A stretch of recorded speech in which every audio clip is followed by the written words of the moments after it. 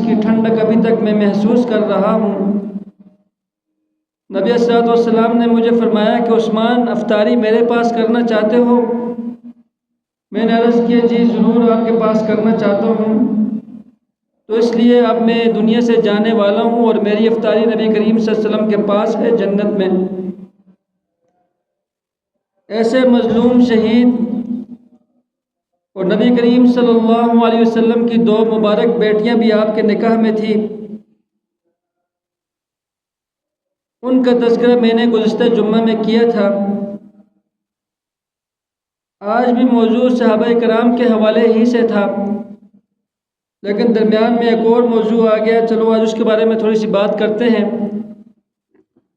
امید ہے کہ اللہ رب العزت مجھے اور آپ کو بات کی سمجھ کی توفیق عنایت فرمائیں گے۔ سورہ لقمان کی میں نے ایک آیت مبارکہ آپ حضرات کے سامنے تلاوت کی، جس میں اللہ رب العزت فرماتے ہیں کہ وَمِنَ النَّاسِ مَن يَشْتَرِي لَهْوَ الْحَدِيثِ،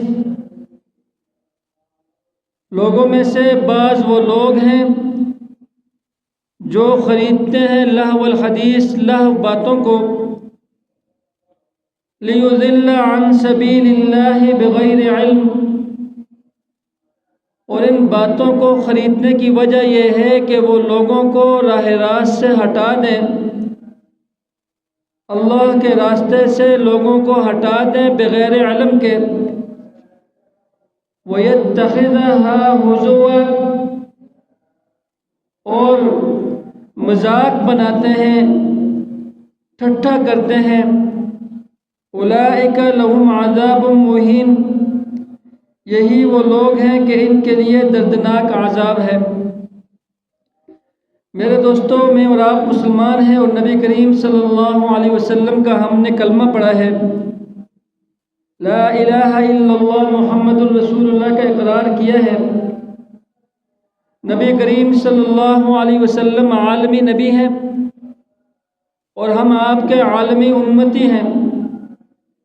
نبی کریم صلی اللہ علیہ وسلم کے تشریف لانے سے پہلے لوگ اپنی مرضی سے خوشی بھی مناتے تھے، لوگ اپنی مرضی سے غم بھی مناتے تھے، لوگ اپنی مرضی سے خرید و فروخت بھی کرتے تھے، لوگ اپنی مرضی سے لوگوں کو مارنا اور یہ سب ظلم وغیرہ نبی کریم صلی اللہ علیہ وسلم کی آمد سے پہلے تھے۔ لیکن جب فاران کی چوٹی پہ نبی کریم صلی اللہ علیہ وسلم نے لوگوں کو جمع کر کے فرمایا کہ اے لوگوں، میں آپ کی طرف اللہ کی طرف سے بنا کے بھیجا گیا رسول ہوں، آپ لوگ مجھ پر ایمان لاؤ اور لا الہ الا اللہ کا اقرار کرو۔ لا الہ الا اللہ کہ اس کائنات کے اندر جو بھی عبادت ہوگی، چاہے وہ مالی عبادت ہو، چاہے وہ بدنی عبادت ہو، چاہے وہ زبانی عبادت ہو، یہ ساری کی ساری عبادتیں صرف اور صرف ایک اللہ کے لیے ہوں گی۔ اس بات کو نبی کریم صلی اللہ علیہ وسلم نے فاران کی چوٹی پہ لوگوں کو سمجھایا، کیونکہ نبی کریم صلی اللہ علیہ وسلم آخری نبی ہیں۔ حضرت آدم علیہ السلام سے لے کر نبی کریم صلی اللہ علیہ وسلم تک سارے انبیاء کا یہی دعویٰ اور یہی نعرہ تھا کہ عبادت کے لائق اس پوری کائنات میں صرف اللہ کی ذات ہے۔ عبادتیں 2 طرح کی ہیں، ایک عبادت شیطان کی ہے اور دوسری عبادت رحمان کی ہے۔ وہ جو حضرت ابراہیم علیہ السلام اپنے والد سے کہہ رہے تھے سورہ مریم میں کہ وَاذْكُرْ فِي الْكِتَابِ إِبْرَاهِيمَ إِنَّهُ كَانَ صِدِّيقًا نَبِيًّا إِذْ قَالَ لِأَبِيهِ يَا أَبَتِ لِمَ تَعْبُدُ مَا لَا يَسْمَعُ وَلَا يُبْصِرُ وَلَا يُغْنِي عَنْكَ شَيْئًا يَا أَبَتِ قَدْ جَاءَنِي مِنَ الْعِلْمِ مَا لَمْ يَأْتِكَ فَاتَّبِعْنِي أَهْدِكَ صِرَاطًا سَوِيًّا یا ابت لا تعبد الشیطان، اے ابا جان لا تعبد الشیطان، شیطان کی عبادت مت کر۔ ان الشیطان کان للرحمن عصیا۔ اب ابراہیم علیہ السلام کا والد آزر کچھ شیطان کی عبادت تو نہیں کرتا تھا، وہ تو بتوں کی عبادت کرتا تھا، اور بت جو تھے وہ نیک لوگوں کی شبیہیں بنائی ہوئی تھی، نیک لوگوں کی صورتیں بنائی ہوئی تھی۔ تو اللہ رب العزت نے مجھے اور آپ کو یہ بات سمجھائی کہ وہ جو عبادت بتوں کی ہوتی ہے وہ بتوں کی نہیں ہوتی، وہ عبادت ہے شیطان کی۔ عبادتیں دو ہیں، ایک عبادت رحمان کی ہے جو خالص اللہ کی عبادت ہے، اور دوسری شیطان کی ہے جو ہم بتوں کی عبادت کرتے ہیں، قبروں کو پوجتے ہیں۔ یہ قبروں کو پوجنا نہیں ہے، یہ شیطان کی عبادت ہے۔ کسی ہم بڑے درخت کے سامنے جھکتے ہیں تو گویا شیطان کے سامنے جھکتے ہیں، اس لیے کہ ان سارے کاموں کو لگانے والا شیطان ہے۔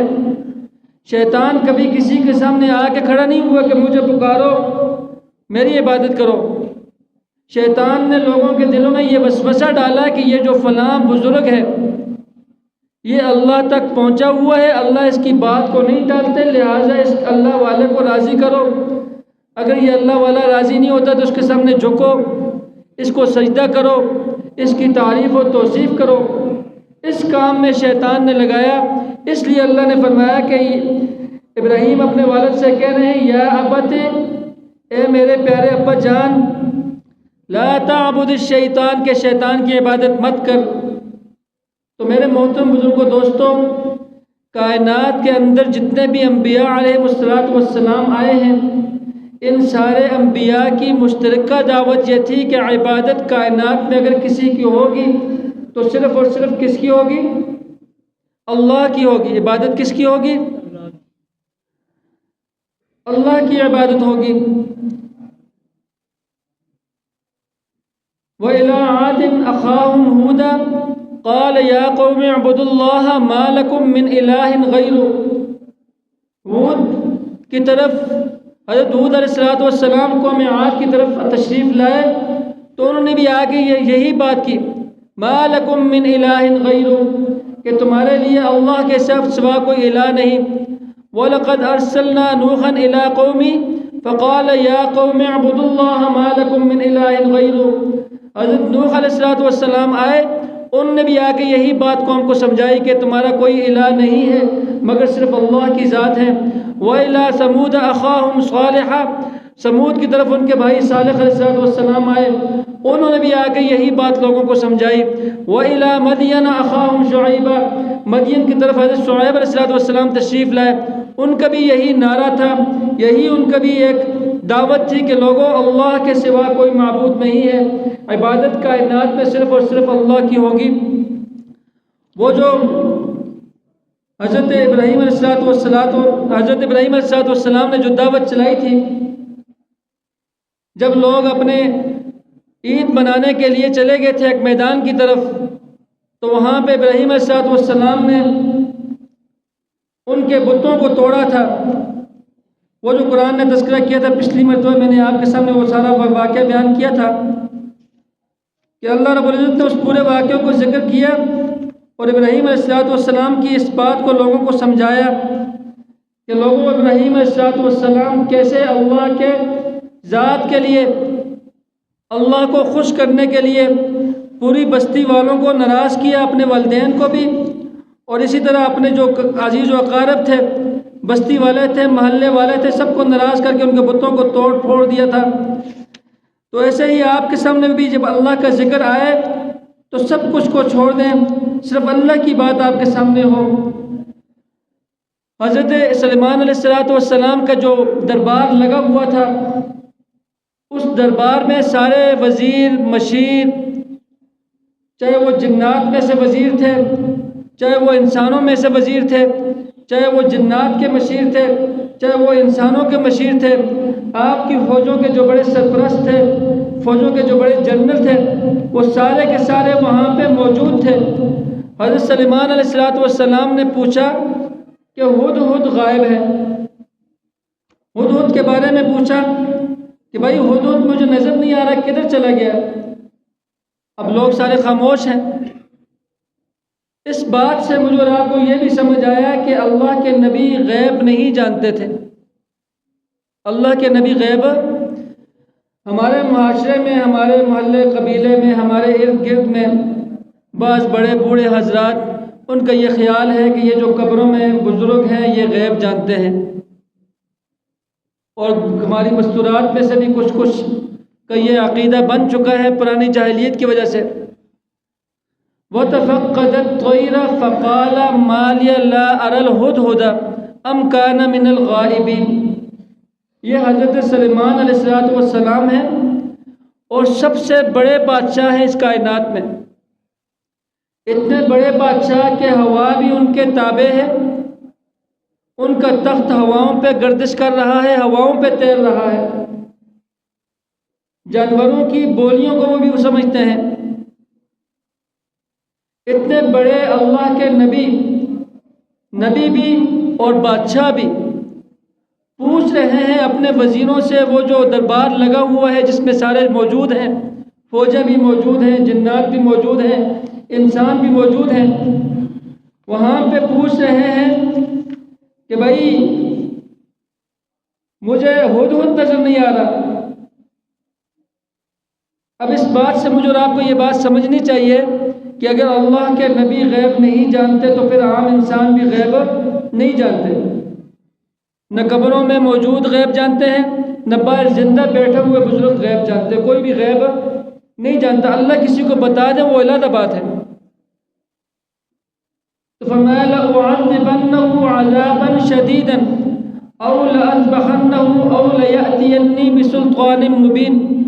یہ حضرت سلیمان علیہ السلام فرما رہے ہیں کہ میں اس کو عذاب دوں گا، ہدہد کو عذاباً شدیداً، سخت ترین عذاب دوں گا کہ میری اجازت کے بغیر میرے دربار سے باہر کیوں گیا ہے۔ او لأذبحنہ، یا میں اس کو ذبح کر دوں گا، او لیأتینی بسلطان مبین، یا میرے پاس کوئی واضح دلیل لے کر آئے، کوئی مضبوط دلیل لے کر آئے، مضبوط بات لے کر آئے کہ بھائی میں اس وجہ سے غائب تھا، اس مجبوری کی وجہ سے میں غائب تھا، لہٰذا مجھے چھوڑ دیا جائے۔ فَمَكَثَ غَيْرَ بَعِيدٍ فَقَالَ أَحَطْتُ بِمَا لَمْ تُحِطْ بِهِ۔ تھوڑی سی دیر گزری تھی، ہدہد واپس آ گیا، آ کے کہنے لگا احطت، فقال، ہدہد کہنے لگا احطت، میں نے احاطہ کیا، ای اعلم، میں جانتا ہوں، بما لم تحط بِهِ، وہ بات جانتا ہوں جس کا آپ کو علم نہیں ہے۔